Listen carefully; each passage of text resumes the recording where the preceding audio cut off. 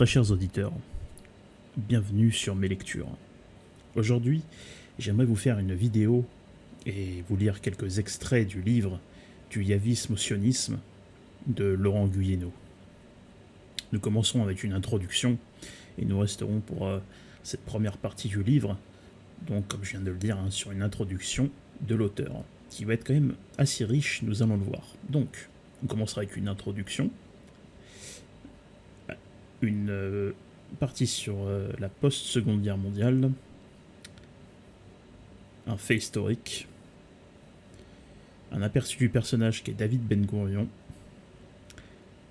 ce qu'Atali a dit, clin d'œil à Jeanne d'Arc, et enfin une conclusion. Donc, c'est parti pour l'introduction.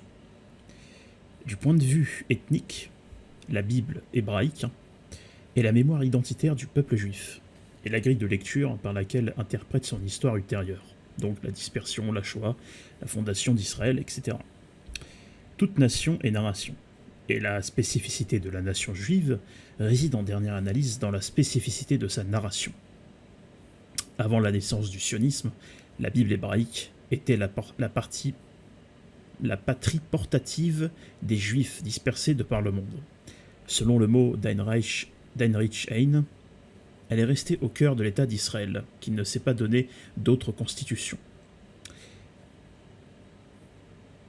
Donc la patrie portative du livre de Daniel Boyarin, et si les Juifs dispersés parmi les nations avaient trouvé dans le Talmud de Babylone un lieu où se construit leur identité. Une patrie portative en quelque sorte ? Question.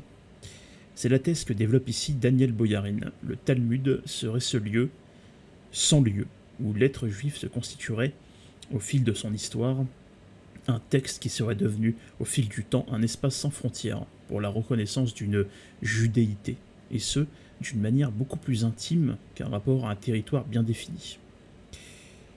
Donc, là, c'est mes notes. Intéressante théorie.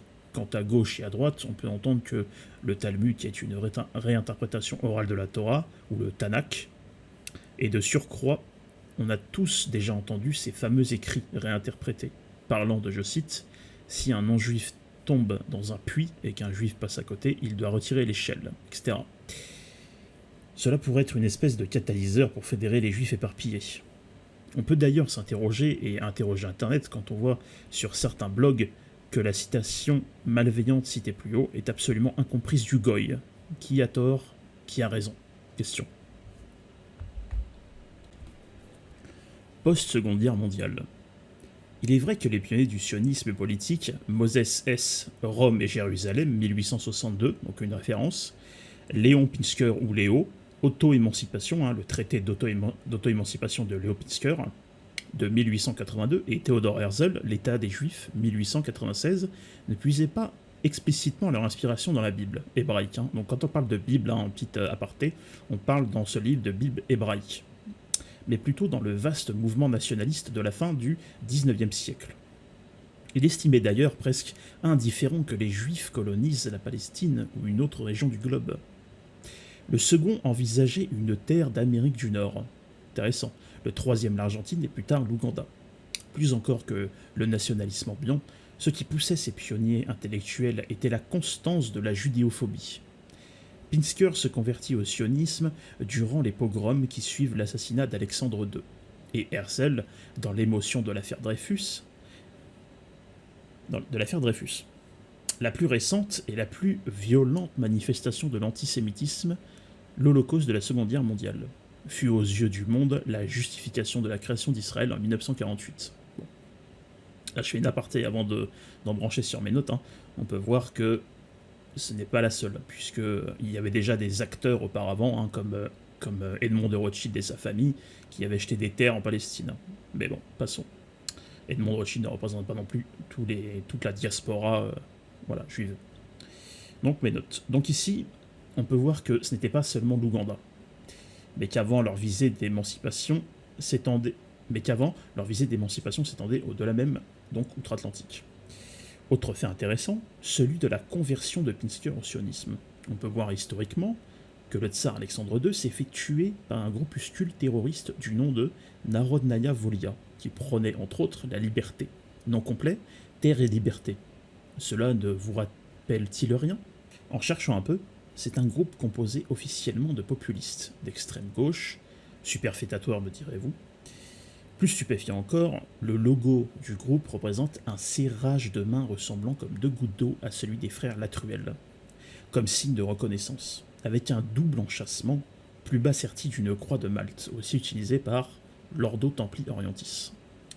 La coïncidence reste quand même forte, mais ne soyons pas complotistes. Pour finir, l'État d'Israël de 1948 arrive à point nommé, dirais-je, juste derrière cet énorme élan d'antisémitisme, comme le dirait l'auteur, comme cité plus haut. Cela reste des assertions, évidemment, mais admettez que l'histoire comme la nature coordonne extrêmement bien les événements. Fait historique. Fondamentalement, et comme son nom l'indique, le sionisme est un projet d'inspiration biblique, et non pas talmudique ou kabbalistique. Sion, entre parenthèses, est une désignation métonymique. Donc qu'est-ce que la métonymie? C'est une didactique figure par laquelle on exprime un concept au moyen d'un terme désignant un autre concept, qui, lui, est uni par une relation nécessaire. En général, cause et effet, inclusion, enfin ressemblance, quoi. De la terre promise propre à la littérature prophétique. Et c'est dans la Bible qu'ont été puisés les deux piliers de l'identité israélienne, la terre et la langue.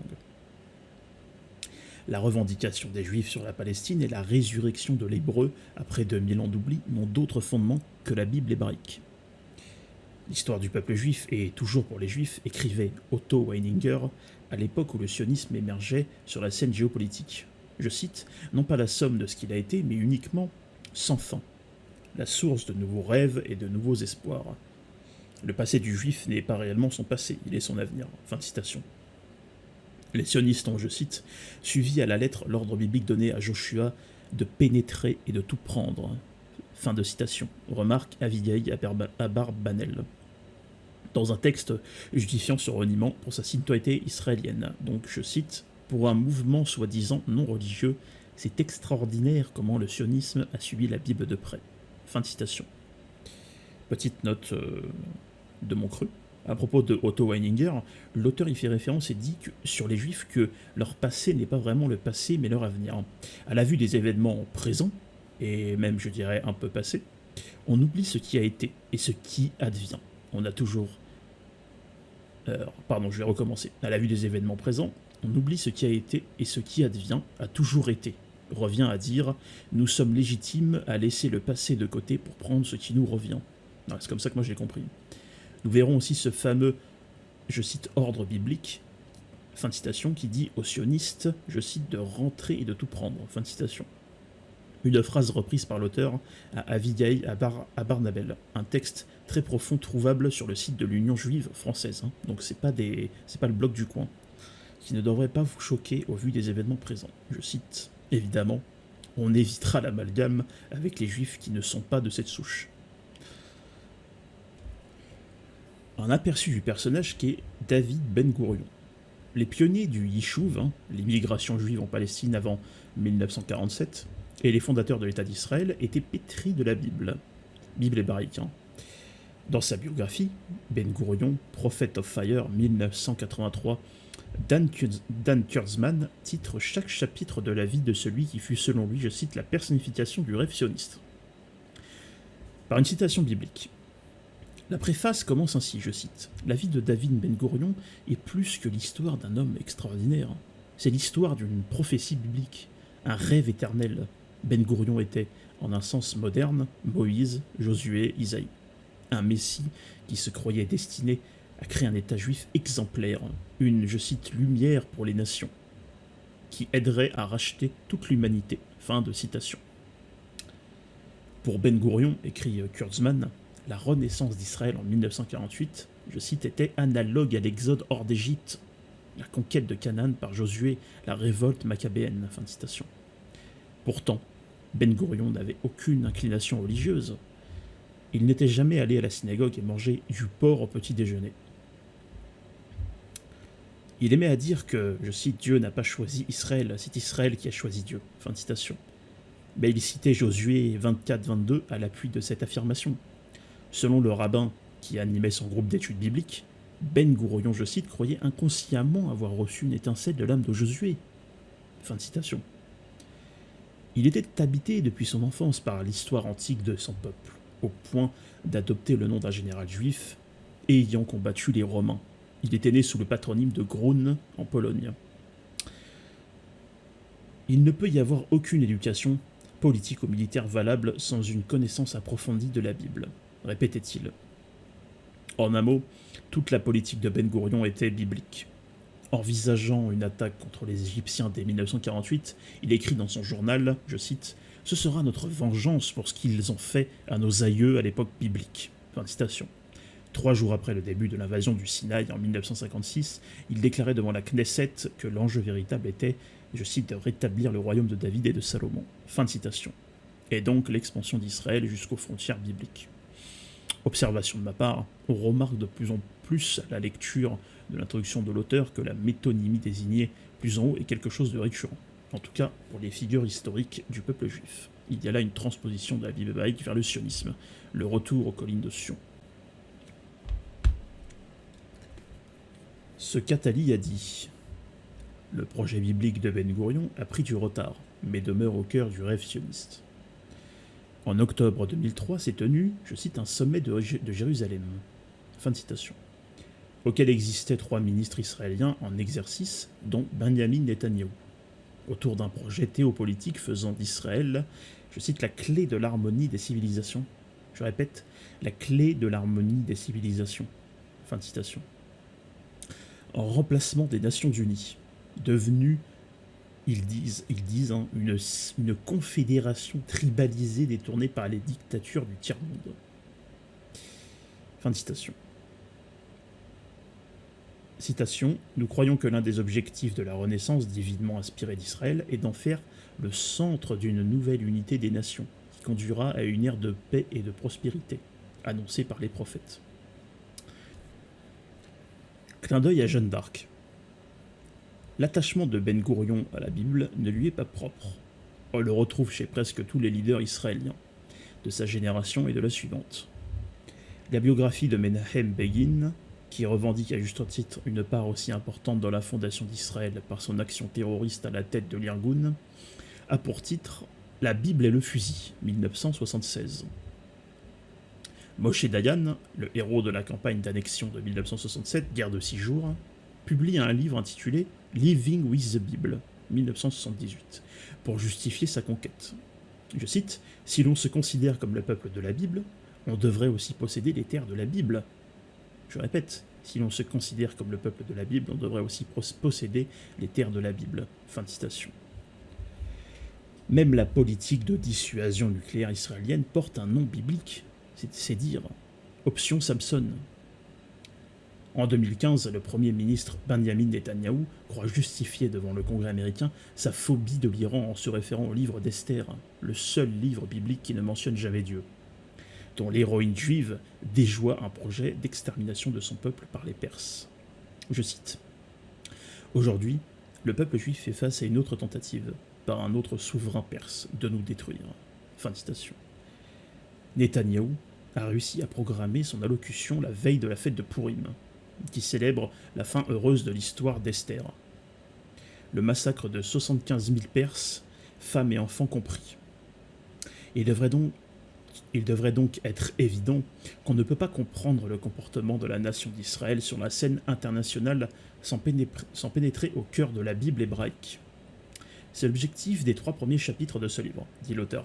Il se donne pour but d'extraire le substrat idéologique de la Bible hébraïque, ce qui suppose de décrypter comme Yahvé, par la voix de ses prêtres, prophètes et scribes, son élite cognitive, à façonner la vision et la psychologie collective de son peuple élu.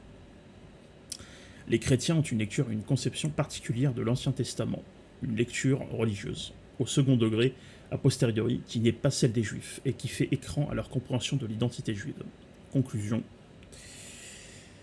Bon, mon ressenti est quand même assez trouble, mais la compréhension du sionisme passe éminemment par le yavisme et l'histoire du peuple juif, qui est au passage extrêmement riche, je dirais même grandiose, mais aussi empli de points faibles, et d'histoire tragique. Ce qui en fait une clé de l'histoire, de notre propre histoire, je dirais. J'ai lu quelques pages après les notes d'introduction, donc c'est un plongeon dans l'histoire, et en cela, d'autres extraits arriveront, tant elle est passionnante. Donc voilà. La prochaine fois, du coup, j'essaierai de vous faire un condensé des 3 premiers chapitres, je pense, parce qu'il retrace assez bien, de ce que j'en ai pu voir du premier, l'histoire, les prémices en fait de l'histoire du peuple juif. Et voilà. Et petit message de fin avant que je vous laisse. N'hésitez pas à liker, à vous abonner et, si le contenu vous a plu, à partager autour de vous. Voilà. C'était mes lectures et du coup je vous dis à une prochaine. À bientôt.